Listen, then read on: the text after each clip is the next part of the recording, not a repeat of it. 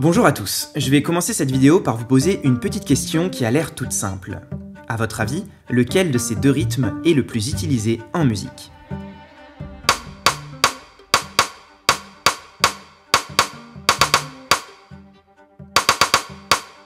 Normalement, vous avez choisi celui de gauche. Mais pourquoi?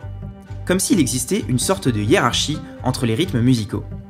C'est vrai qu'on fait de la musique depuis des milliers d'années, et on peut remarquer qu'il y a des rythmes musicaux qui sont utilisés beaucoup plus que d'autres, et ça dans différentes cultures à travers le monde. Du coup, on peut se demander quels sont les points communs entre ces rythmes populaires, et est-ce qu'il n'y aurait pas une sorte de recette secrète qu'on peut utiliser pour générer des rythmes? Installez-vous bien confortablement, parce qu'on va étudier tout ça dans cette vidéo.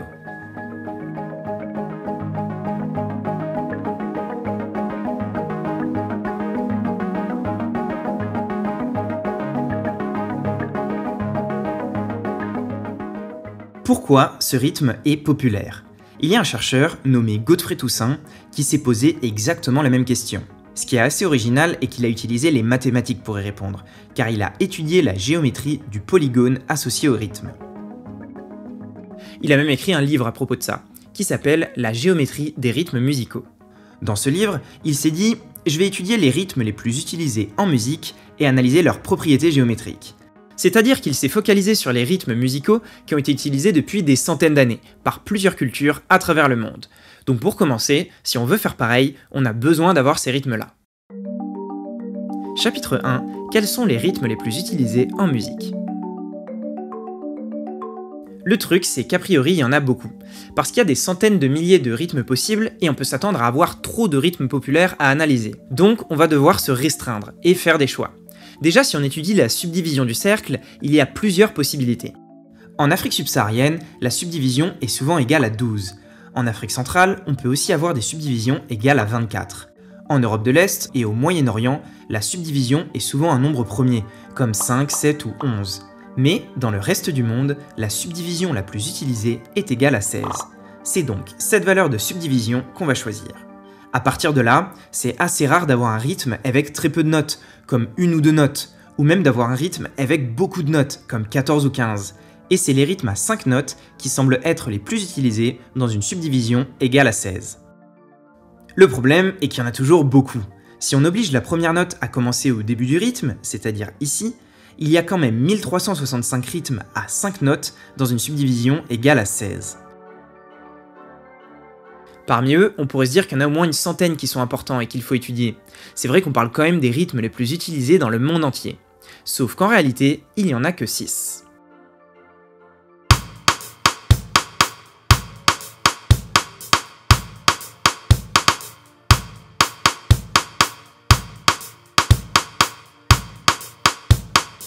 Bon, évidemment, ces 6 rythmes-là, c'est un choix qu'a fait Godfrey Toussaint, et on pourrait sûrement ajouter ou enlever quelques rythmes à cette liste. Mais ce qu'il faut retenir, c'est qu'il n'y en a pas beaucoup, donc on va pouvoir les analyser. Et surtout, c'est un très bon point de départ pour comprendre les points communs entre des rythmes populaires. Déjà, d'un point de vue historique, ce sont des rythmes afro-cubains, qui se sont popularisés dans le monde, en grande partie avec les mouvements de population liés à l'esclavage. Par exemple, le rythme qu'on a vu dans l'introduction s'appelle le son, et certains chercheurs pensent que ce rythme provient d'Afrique, et s'est mélangé à la musique cubaine pendant la période coloniale, ce qui a développé la musique afro-cubaine, aux alentours de 1850. Puis cette culture s'est importée à New York, dans les années 1950, avant de voyager dans le reste du monde. Évidemment, c'est une version un peu simplifiée, parce que les échanges ne se sont pas faits que dans un seul sens. Par exemple, le soukous aurait voyagé d'Amérique vers l'Afrique, au moment où la musique afro-cubaine est devenue populaire en Afrique, dans les années 1950. Bon, je vais pas rentrer plus dans les détails, mais je trouve ça quand même intéressant de voir comment l'histoire peut avoir un impact sur la musique, et même sur l'art en général. Chapitre 2. Comment analyser ces 6 rythmes populaires?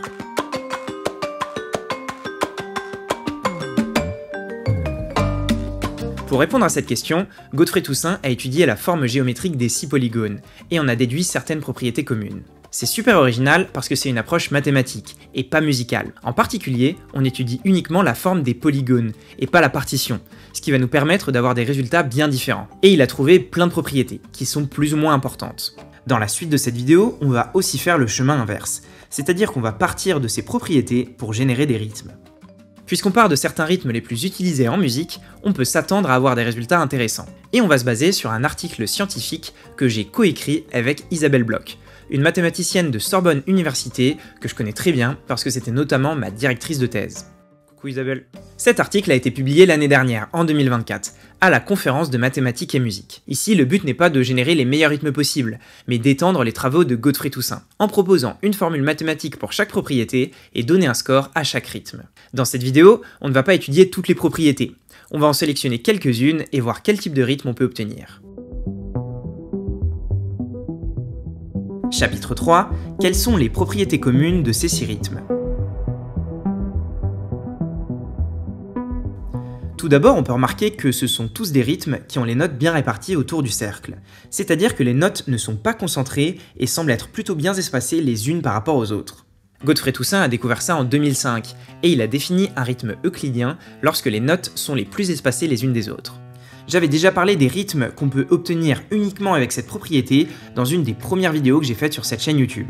Pour résumer, on obtient certains rythmes issus des musiques traditionnelles, par exemple le rythme euclidien à 5 notes dans une subdivision égale à 16 et le rythme bossa nova. Mais on voit bien que ça suffit pas, parce qu'on peut pas obtenir les 5 autres rythmes, et c'est pour ça qu'on va prendre en compte d'autres propriétés. Dans la dernière vidéo que j'ai faite sur cette chaîne YouTube, j'ai parlé des rythmes équilibrés, un concept développé par Andrew Mile en 2015 et qui caractérise les rythmes dont le centre du polygone coïncide avec le centre du cercle.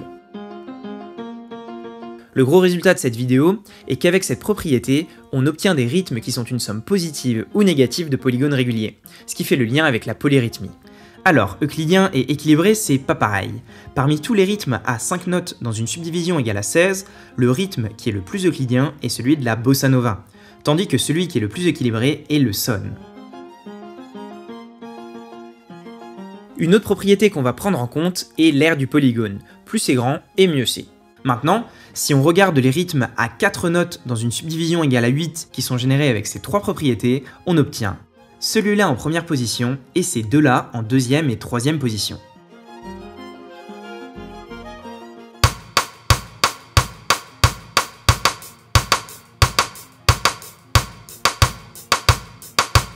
C'est pas top. Pourtant, c'est vrai que le premier rythme maximise l'espace entre les notes, donc c'est un rythme euclidien. Il a son centre au milieu du cercle, donc c'est un rythme équilibré, et il a l'aire la plus grande possible. Le problème est que les rythmes obtenus peuvent être trop réguliers, donc on va introduire une nouvelle propriété, l'imparité rythmique. Si deux notes sont à l'opposé, cela signifie qu'elles divisent le rythme en deux, et on veut éviter ça. Voici un rythme impair, celui-là est moyennement impair, et celui-là pas du tout. Sima Arom et Marc Chemillier ont étudié cette propriété au début des années 2000, et ont montré des liens avec certains rythmes africains asymétriques. En ajoutant cette quatrième propriété à notre liste, voici les rythmes à 4 notes dans une subdivision égale à 8 avec le meilleur score.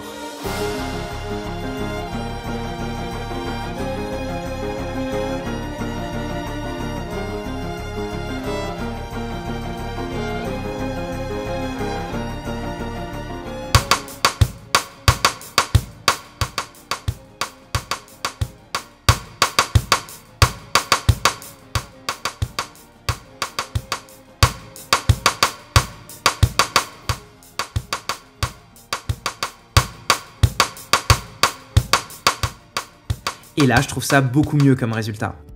D'ailleurs, petite annonce, la prochaine vidéo sera dédiée à ces 4 rythmes-là, parce qu'ils ont quelque chose d'un peu magique. Donc abonnez-vous pour pas la rater, et surtout abonnez-vous pour soutenir la chaîne.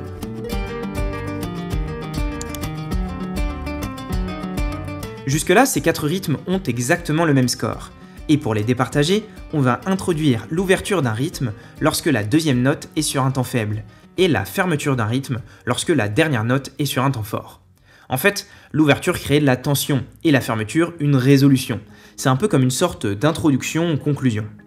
Si on reprend les 6 rythmes populaires, 5 d'entre eux ont la seconde note sur un temps faible, et 4 ont la dernière note sur un temps fort ou semi-fort. Pour finir, la dernière propriété qu'on va prendre en compte est la symétrie. Par exemple, le rythme son et bossa nova possèdent un axe de symétrie, mais pas le soukous. Alors pour résumer, on a 7 propriétés qui nous permettent de donner un score sur 7 pour chaque rythme.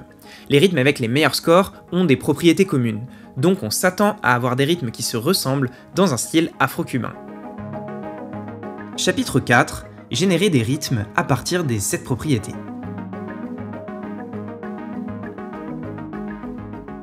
Parmi les 1365 rythmes à 5 notes dans une subdivision égale à 16, voici les 12 rythmes avec le meilleur score selon les 7 propriétés qu'on a définies.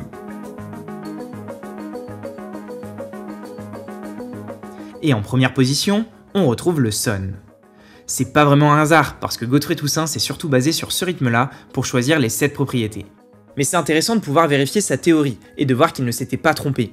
C'est bien ces propriétés qui permettent de mettre en avant le son parmi tous les autres rythmes.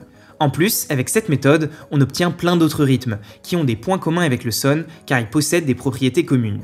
Je trouve qu'ils sont assez jolis, avec des formes géométriques pas trop régulières, c'est un peu le résultat qu'on voulait obtenir avant d'écrire l'article. Maintenant, on va écouter ces 12 rythmes avec le score détaillé pour chacune des 7 propriétés.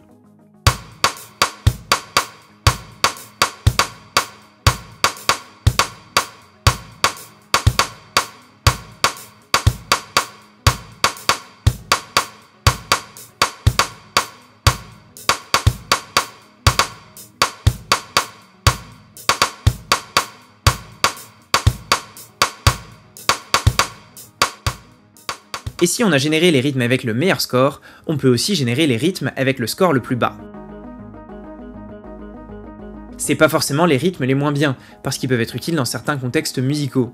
Mais on peut dire que c'est les rythmes qui vérifient le moins de propriétés, c'est un peu les rythmes qui ressemblent le moins possible au son. Chapitre 5, générer d'autres rythmes.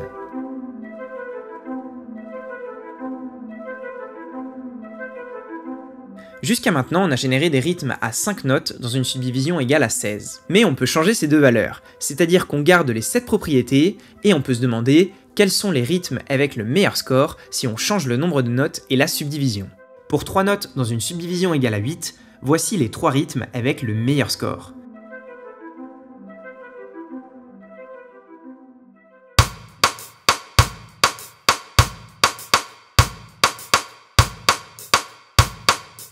En première position, on retrouve le tresillo, ce qui est un bon résultat parce que c'est l'un des rythmes les plus utilisés en musique. En tout cas, il est plus utilisé que les deux autres. Et si on se demande pourquoi, notre algorithme nous donne une réponse à sa façon. Il nous dit que ce sont tous des rythmes symétriques, impairs euclidiens, qui ont la même aire et le même équilibre, mais l'ouverture et la fermeture est différente.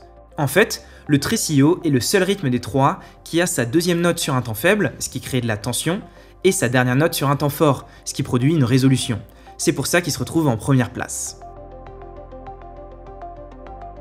Pour 5 notes dans une subdivision égale à 12, le rythme avec le meilleur score est le fume fume, ce qui est assez cohérent car c'est la version ternaire du son.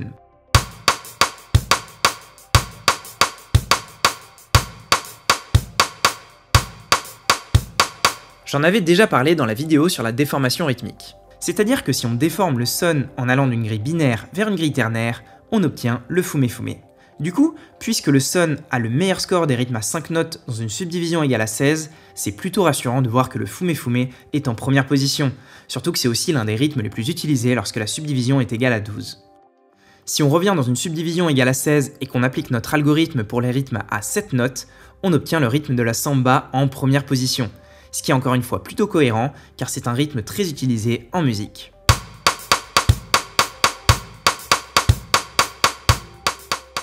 On peut faire la même chose avec plein d'autres valeurs, et on peut aussi combiner d'autres propriétés, ce qui va générer des rythmes différents. Mais au final, les rythmes obtenus ne sont pas si importants que ça, parce que ce qu'il faut retenir est qu'on a utilisé une approche mathématique pour faire de la musique. En particulier, on s'est basé sur des propriétés géométriques pour générer des rythmes musicaux. Donc on est vraiment sur un sujet qui mélange mathématiques et musique, et c'est ça que je trouve super intéressant.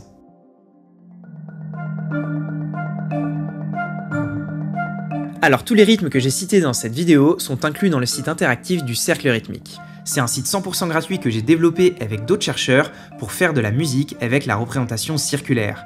Allez y faire un tour, vous allez voir, c'est assez marrant. Et d'un point de vue purement musical, ça permet d'avoir des idées qu'on n'aurait pas forcément eues avec des logiciels de musique plus standards. Par exemple, on peut faire des rotations dans le cercle, déformer un rythme en changeant la subdivision, ou même combiner plusieurs subdivisions différentes. On peut ensuite exporter le rythme en MIDI pour le mettre dans n'importe quel logiciel de musique, ce qui nous permet de changer les instruments ou même les notes. Attention, petite annonce très importante. Je vais organiser un concours sur cette chaîne YouTube de la meilleure utilisation du cercle rythmique. Vous avez jusqu'au 1er septembre 2025 pour faire une petite composition. Le style est complètement libre, la seule contrainte, c'est de mettre en musique une idée qu'on peut avoir avec la représentation circulaire. Pour candidater, il faut remplir le questionnaire qui est dans la description. C'est assez simple, tout est gratuit, et je ferai une vidéo sur cette chaîne YouTube pour analyser les morceaux que j'ai reçus. Le but derrière tout ça, c'est de vous forcer à faire de la musique autrement. Et j'espère qu'il y a des gens qui vont proposer des idées musicales assez fun qu'on peut faire avec le cercle rythmique.